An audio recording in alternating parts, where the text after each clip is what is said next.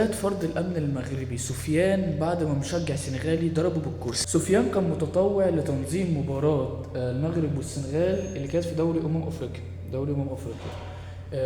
ففي وسط الخناقات اللي حصلت ما بين مشجعين السنغال ومشجعين المغرب جه مشجع سنغالي قام ضربه بالكرسي موته. أنا مش فاهم يعني أنا مش عارف هي الكرة من إمتى بقت بتعمل كده يعني. يعني واحد يكون بينظم او واحد يكون بيشجع واحد بيلعب واحد بيعمل اي حاجه في كره القدم مقتول. ايه ده ازاي يعني؟ انا نفسي افهم انت كان ايه اللي في دماغك يعني. انت كان ايه اللي في دماغك كده لما قلت خلاص هقتل الواد ده؟